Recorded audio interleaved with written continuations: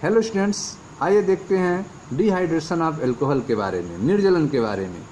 ठीक है, आप पढ़ रहे हैं अभिक्रिया जिसमें कार्बन ऑक्सीजन आबंध का विदलन होता है। इसकी दो अभिक्रियाओं के बारे में हमने चर्चा कर दिया है। पहला था आपका हाइड्रोजन हैलाइडों के साथ एल्कोहल की अभिक्रिया और दूसरा था फास्फोरस ट्राई हैलाइडों के साथ एल्कोहल की अभिक्रिया। अब आपकी है तीसरा है निर्जलन के बारे में। तो ध्यान से स्टूडेंट इसको समझें। एल्कोहल के सांद्र सल्फ्यूरिक अम्ल, सांद्र H2SO4 या फिर H3PO4 जैसे प्रोटिक अम्लों, ठीक है, तो यह दोनों अम्ल कैसे हैं? प्रोटिक अम्ल हैं, यह प्रोटॉन देते हैं, H+ देते हैं। तो एल्कोहल की जब सांद्र H2SO4 या फिर H3PO4 जैसे प्रोटिक अम्लों अथवा निर्जलित जिंक क्लोराइड एल्यूमिना जैसे उत्प्रेरकों द्वारा निर्जलित होने पर एल्कीन बनता है। ठीक है, तो इसमें आप देख रहे हैं कि एल्कोहल की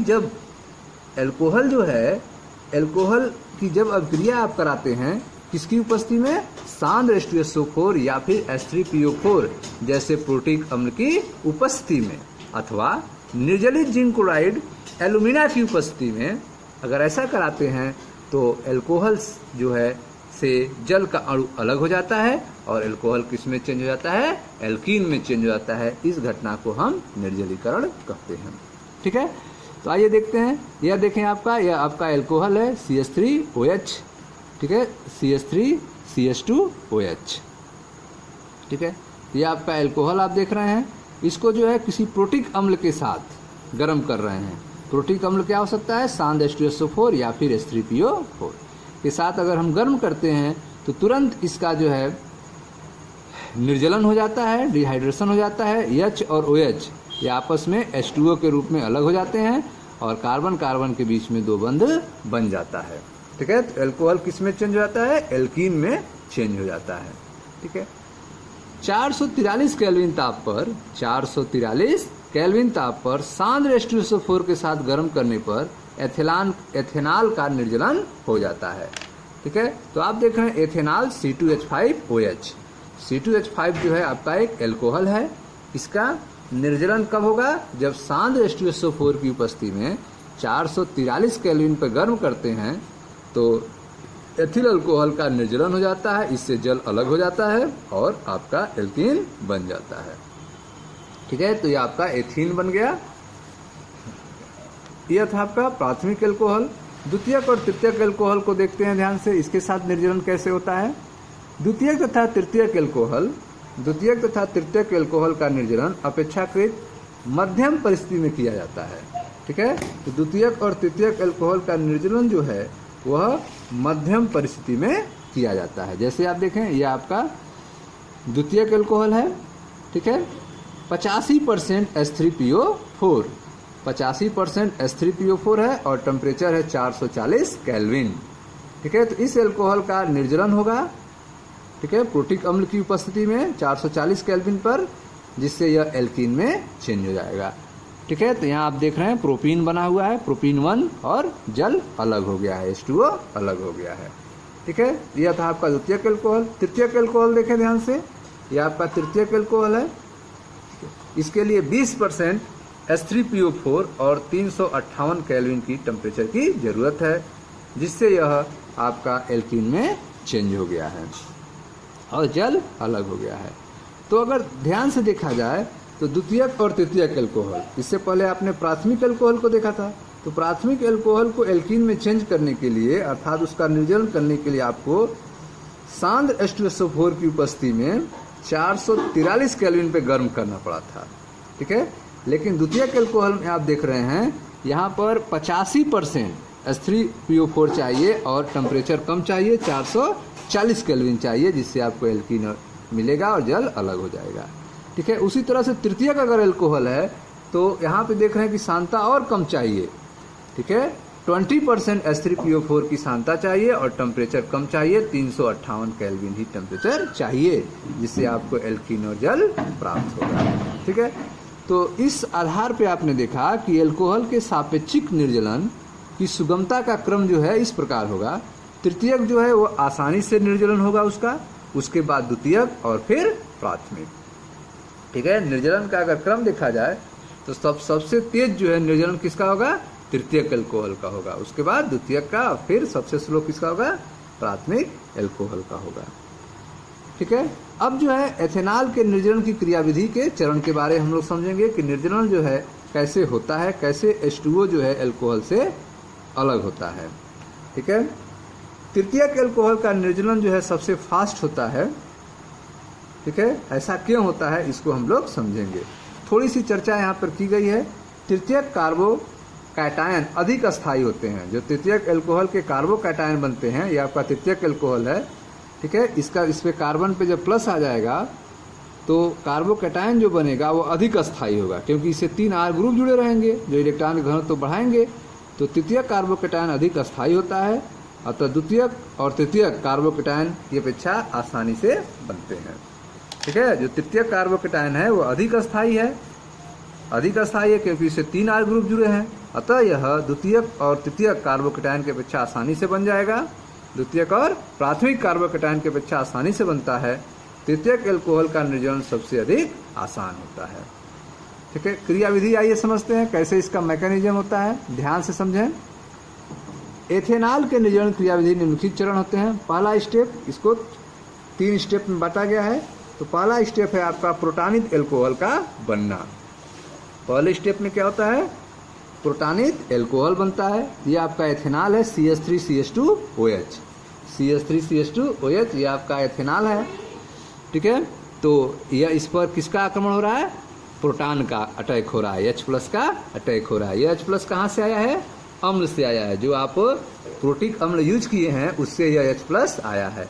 तो यह H+ जो है इसके पास इलेक्ट्रॉन नहीं है, तो यह H+ जो है आके इस ऑक्सीजन से जुड़ जाएगा, क्योंकि इसके पास इलेक्ट्रॉन है।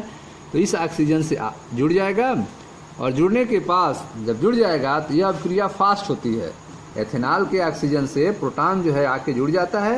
यह क्रिया तीव्र होती है, उत्क्रमणीय होती है, और इस तरह से जुड़ने के बाद जो है ऑक्सीजन पे प्लस आ जाता है। तो यह आपका प्रोटानित एल्कोहल है, जिसे एथिल ऑक्सोनियम आयन कहते हैं। ठीक है। प्रोटॉन के जुड़ने के कारण एल्कोहल आपका क्या हो जाएगा? प्रोटानित एल्कोहल हो जाएगा, और इसका नाम होगा ethyl oxonium ion. Ethyl oxonium ion क्यों? क्योंकि ऑक्सीजन पे प्लस आया, इसलिए इसको ऑक्सोनियम आयन कहेंगे। तो एथिल ऑक्सोनियम आयन बन गया। ठीक है। इसके बाद जो है यह ऑक्सीजन पे जब प्लस आ जाएगा तो इस प्लस को समाप्त करने के लिए ऑक्सीजन जो इस बंध को खींच लेगा और H2O के रूप में अलग हो जाएगा, और कार्बन पे प्लस आ जाएगा। तो दूसरे चरण में क्या होगा? कार्बोकैटायन बनेगा। पहले चरण में आप देख रहे हैं कि ऑक्सीजन पर इलेक्ट्रॉन का घनत्व अधिक है, ऑक्सीजन पर इलेक्ट्रॉन का घनत्व अधिक है, तो उस पर जो है H+ आके जुड़ जाएगा। इलेक्ट्रॉन का घनत्व अधिक होने के कारण H+ जो है आके इससे जुड़ जाएगा, और यह आपका प्रोटानित एल्कोहल बनेगा, अर्थात एथिल ऑक्सोनियम आयन बनेगा। सेकेंड चरण में कार्बोकैटायन बनेगा। सेकेंड चरण में आप देखें ध्यान से, कार्बोकैटायन का बनना यह सबसे धीमा चरण होता है। ठीक है। कार्बोकैटायन का बनने का चरण क्या होता है? सबसे धीमा चरण होता है, अतः अभिक्रिया की दर का निर्धारक चरण होता है। तो आप पढ़े हैं कि जो सबसे धीमा चरण होता है उसी के द्वारा ही अभिक्रिया का रेट निर्धारित किया जाता है, अभिक्रिया का दर निर्धारण किया जाता है। तो इस धीमे चरण में देखें ध्यान से क्या होगा? तो ऑक्सीजन पे प्लस आ गया है, अर्थात एथिल ऑक्सोनियम आयन बना है। इस प्लस को समाप्त करने के लिए ऑक्सीजन जो है इस बंध को खींच लेगा और H2O के रूप में अलग हो जाएगा। जब यह बंध ऑक्सीजन खींच लेगा तो कार्बन का एक इलेक्ट्रॉन चला जाएगा, जिससे इस कार्बन पे प्लस आ जाएगा। ठीक है। तो इस तरह से यह एक स्लो प्रोसेस से आपको कार्बोकैटायन मिल जाएगा। ठीक है। तो यह एक धीमा चरण है, उत्क्रमणीय चरण है, और आपका कार्बोकैटायन बन गया और H2O अलग हो गया। ठीक। तीसरे चरण में प्रोटॉन के निकल जाने से एथीन का बनना। तीसरे चरण में क्या होता है? प्रोटॉन अलग होगा, जिससे एथीन बनेगा। ठीक है। अब कार्बन पे प्लस आवेश आ गया है, कार्बन पे प्लस आवेश आ गया है। इस प्लस को समाप्त करने के लिए कार्बन जो है, ठीक है, बंध बनाएगा जिससे प्लस समाप्त हो जाए। तो वह कैसे बंध बनेगा? ध्यान दें। तो यह जो हाइड्रोजन है जुड़ा हुआ है, यह बंध जो है यहाँ पे शिफ्ट होगा, यह बंध यहाँ पर शिफ्ट होगा, जिससे हाइड्रोजन जो है H+ के रूप में अलग हो जाएगा, और कार्बन कार्बन के बीच में 2 बंध आ जाएगा, और यह प्लस समाप्त हो जाएगा। तो आप देख रहे हैं यहाँ पे यह 2 हाइड्रोजन जुड़े हुए हैं, तो वह 2 हाइड्रोजन है। यह हाइड्रोजन जो है आप निकल चुका है H+ के रूप में, और कार्बन कार्बन के बीच में 2 बंध आ चुका है, और यह प्लस समाप्त हो गया है। तो इस तरह से आप देख रहे हैं कि प्रोटॉन निकल गया, H+ क्या हो गया, यहाँ से H+ अलग हो गया और आपका एथीन बन गया। ये आपका तीसरा चरण था। ठीक है, तो इस तरह से जो पहले चरण में H+ यूज हुआ था वह अंतिम चरण में निकल चुका है। तो चरण फर्स्ट में प्रयुक्त अम्ल अभिक्रिया के तीसरे चरण में मुक्त हो जाता है। साम्य को दाईं ओर विस्थापित करने के लिए एथीन बनते ही क्या करते हैं, निकाल लेते हैं तुरंत। ठीक है, साम्य को दाईं ओर विस्थापित करने के लिए एथीन को बनते ही निष्कासित कर लिया जाता है। तो आप देख रहे हैं कि निर्जलन की क्रियाविधि में सबसे पहले क्या होता है, निर्जलन की क्रियाविधि को कितने भागों में बांटा गया है, 3 स्टेप में बांटा गया है।